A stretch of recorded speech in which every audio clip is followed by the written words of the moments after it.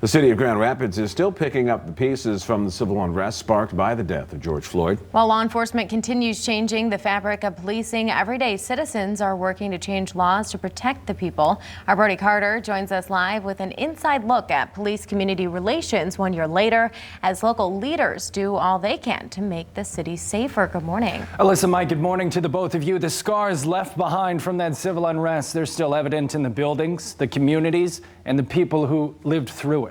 While some say talking about the problem is the best approach, others are headed to the state capitol to make sure things change for the better of our society. Once it was an unlawful assembly, it became a riot. The police. I'll only let you talk if you're not going to swear on television. The chaos all caught on camera. In the end, an estimated $2 million in damage done to businesses and property downtown Grand Rapids during the civil unrest following George Floyd's death. An unarmed man killed at the hands of police. Since then, more than 1,068 other people have been killed by police in the United States, according to research and advocacy by Mapping Police Violence. Grand Rapids Police Chief Eric Payne keenly aware of this violence coming from departments across the nation, where statistically cops kill 3 people every day in the U.S., another startling stat from Mapping Police Violence. Did you feel like it was your responsibility to implement changes into the department based on your experience there? There's a lot of things that we have been doing. One of the big things that came out of it was the 8 can't wait, and there was a number of things. No chokeholds.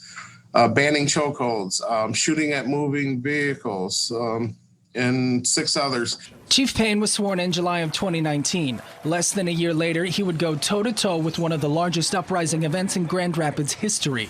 So we've had a number of listening sessions with different groups and different people. After debriefing the civil unrest, Chief Payne putting together a strategic plan with 3 prongs: ensuring communities feel safe at all times, incorporating innovation, policing differently, and engaging with the community. So we spoke with community members to see their thoughts on police-community relations 1 year later. We're not anti-cops. We're anti-bad cops.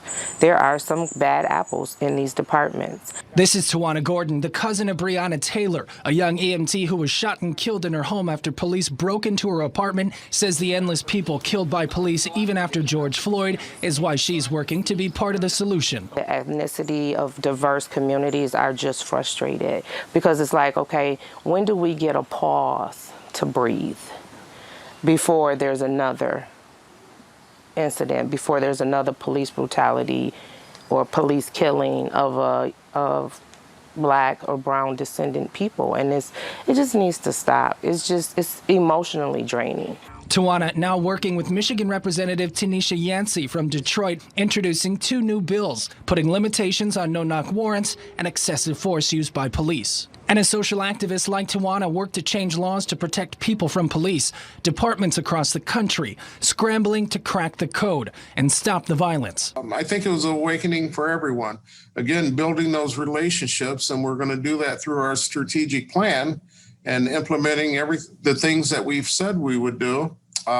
We look to avoid such situations in the future.